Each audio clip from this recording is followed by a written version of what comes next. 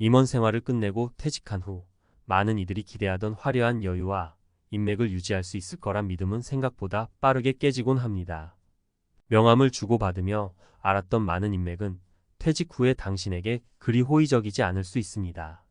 오늘은 임원 퇴직 후 인맥의 변화와 그로 인해 느끼게 되는 현실, 그리고 남은 인맥을 통해 재취업에 성공해도 마주할 수 있는 더 어려운 현실에 대해 이야기해 보겠습니다. 1. 퇴직 후 인맥의 급격한 소멸. 퇴직 후 가장 먼저 느끼는 것은 소중하다고 여겼던 인맥의 끊김입니다. 회사에서 함께 일하던 동료나 비즈니스 파트너들은 당신이 더 이상 그들의 상사나 협력자가 아니게 되면 놀랍도록 빠르게 연락이 줄어듭니다. 이와 관련된 첫 번째 사례로 한 대기업의 임원이었던 김모 씨를 예로 들어보겠습니다.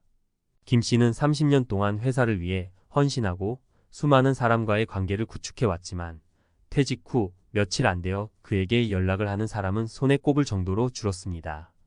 중요한 자리에서 물러나자 대부분의 인맥은 실제 관심보다는 업무의 필요에 의해 연결된 관계였다는 사실을 뼈저리게 깨닫게 되었습니다. 김 씨는 회사 밖에 나와보니 진짜 친구는 몇 명 안 되더군요.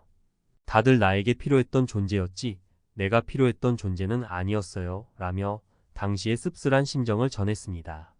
2. 남은 인맥을 통해 재취업을 시도해도 마주하는 현실. 많은 퇴직자는 재취업을 위해 남은 인맥을 활용합니다. 하지만 현실은 그리 녹록지 않습니다. 예를 들어 박모 씨는 퇴직 후 다양한 인맥을 통해 재취업에 도전했습니다. 처음에는 과거 함께 일하던 파트너들이 적극적인 지원을 해줄 거라 생각했지만 실제로는 그들의 우선순위에서 밀리는 자신을 발견하게 됐습니다. 박 씨는 과거엔 내가 인맥의 중심이었는데 퇴직하고 나니 사람들이 다른 중심을 찾더군요 라며 현실의 벽을 느꼈습니다. 그나마도 재취업에 성공하더라도 임원 시절 누렸던 권한과 위치는 더 이상 존재하지 않으며 새 직장에서 맞이하게 되는 분위기는 그를 더욱 외롭게 만들었습니다. 새로운 조직에서는 과거의 경험이 오히려 부담으로 작용해 오랫동안 자리를 잡지 못하고 이직을 반복했습니다. 3. 새로운 인맥의 필요성과 변화에 대한 대응. 마지막 사례로 퇴직 후 자영업에 도전한 이모 씨를 소개합니다. 이 씨는 재취업 대신 개인 사업을 시작하며 새로운 인맥을 형성하기 위해 노력했습니다.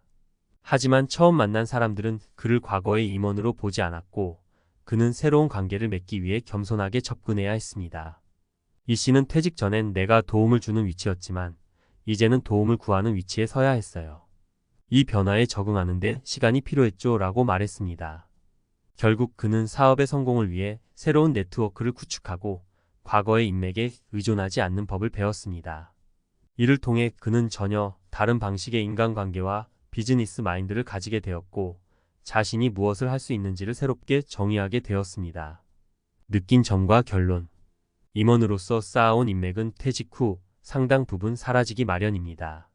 현실은 냉혹하며 재취업의 길도 예상보다 험난할 수 있습니다. 하지만 이런 과정을 통해 진정한 인맥의 의미를 깨닫고 새로운 관계를 형성하며 스스로의 가치를 재발견하는 시간이 될 수도 있습니다. 결국 중요한 것은 과거의 영광에 매달리는 것이 아니라 변화된 상황에 맞춰 새롭게 시작할 용기와 지혜를 갖추는 것입니다.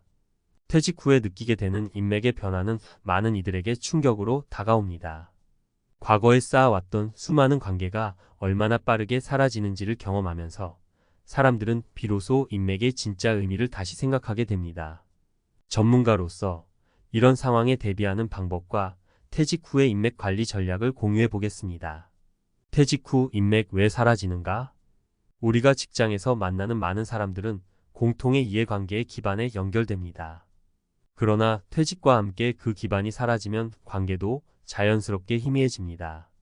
이는 특히 높은 직급일수록 두드러지는데 사람들은 임원으로서의 권한과 위치에 의존하여 관계를 맺었기 때문입니다. 한 임원은 내가 회사에서 물러나자마자 사람들의 태도가 눈에 띄게 달라졌습니다. 그제야 알았죠. 나를 위한 관계가 아니라 내 지위 때문에 이어진 관계였다는 거리라고 회고했습니다. 그렇다면 퇴직 후에도 유효한 인맥을 유지하려면 어떻게 해야 할까요? 인맥 유지를 위한 구체적인 전략. 첫째, 관계의 본질을 돌아보는 것이 중요합니다. 직장 생활 중 쌓은 인맥 중 진정으로 지속 가능한 관계는 업무적인 필요를 넘어선 개인적인 교류가 있는 경우가 많습니다. 예를 들어 한 중견 기업의 임원으로 일했던 이모 씨는 퇴직 후에도 몇몇 동료와의 관계를 유지할 수 있었습니다. 그는 업무 외에도 함께 운동을 하거나 취미를 공유했던 동료들은 퇴직 후에도 계속 연락을 이어갔습니다. 라고 말했습니다. 이는 단순히 업무적인 관계를 넘어 진정한 인간관계를 형성했던 덕분입니다. 둘째, 자신이 먼저 연락을 시도하고 관계를 주도적으로 유지하는 태도가 필요합니다. 많은 퇴직자는 상대방이 연락해 주기를 기다리지만 현실적으로는 본인이 적극적으로 다가가야 합니다. 퇴직 후 스스로 먼저 연락하고 안부를 묻는 작은 행동이 큰 차이를 만들어낼 수 있습니다. 실제로 한 컨설턴트는 퇴직 후 선배나 후배들에게 먼저 안부를 전하고 가벼운 커피 모임을 제안했는데 그 덕에 새로운 정보와 기회를 얻을 수 있었습니다. 라고 전했습니다. 셋째, 퇴직 후에 새로운 네트워크를 만들어야 합니다. 과거의 인맥에만 의존하는 것이 아니라 새로운 활동과 모임에 참여해 관계를 확장하는 것이 중요합니다. 예를 들어 퇴직 후 자영업에 도전했던 박모 씨는 지역 상공회의소의 모임에 적극적으로 참석하며 새로운 인맥을 만들었습니다. 그는 처음에는 낯설었지만 시간을 들여 사람들을 알게 되니 새로운 비즈니스 기회도 생기고 다양한 시각을 배울 수 있었습니다. 라고 설명했습니다. 이를 통해 그는 퇴직 전의 인맥이 아닌 새롭게 형성한 관계로도 충분히 의미 있는 삶을 이어나갈 수 있음을 깨달았습니다. 퇴직 후 재취업 시 맞이하는 잔인한 현실. 퇴직 후 재취업을 시도하는 많은 사람은 인맥을 통해 기회를 얻기도 하지만 현실은 생각보다 냉혹합니다. 임원으로서의 경력이 오히려 걸림돌이 되는 경우도 많습니다. 대기업에서 임원으로 일했던 정모 씨는 퇴직 후 다시 취업하려 했으나 오히려 과거의 높은 직책이 부담으로 작용했다고 말했습니다. 새로운 직장에서 그를 고용하려는 입장에서는 그의 경험이 새로운 조직 문화에 적응하는 데 걸림돌이 될 수 있다고 판단했던 것입니다. 그 결과 정 씨는 여러 번의 구직 실패를 겪으며 큰 심리적 부담을 느꼈습니다. 그럼에도 불구하고 일부는 재취업에 성공했으나 과거와 다른 위치에서의 현실을 맞닥뜨리게 됩니다. 예를 들어 한 중소기업에 재취업한 전직 임원 박 씨는 과거의 권한은 더 이상 없고 내 경험이 오히려 새로운 동료들에게 위협으로 다가오는 것을 느꼈다고 털어놨습니다. 그는 후배들과의 관계에서 어려움을 겪으며 과거의 영광을 잊고 겸손하게 다가가는 방법을 배워야 했습니다. 이는 고난의 시간이었지만 그 과정을 통해 그는 스스로를 새롭게 정의할 기회를 얻었습니다. 전문가의 조언, 미래를 대비하는 마음가짐. 퇴직 후 인맥 관리와 재취업의 현실을 준비하려면 어떤 태도를 가져야 할까요? 첫째, 퇴직 전부터 관계를 지속할 수 있는 취미나 관심사를 통해 개인적인 네트워크를 형성하는 것이 중요합니다. 둘째, 퇴직 후에도 계속해서 새로운 지식을 배우고 새로운 사람들과 교류할 필요가 있습니다.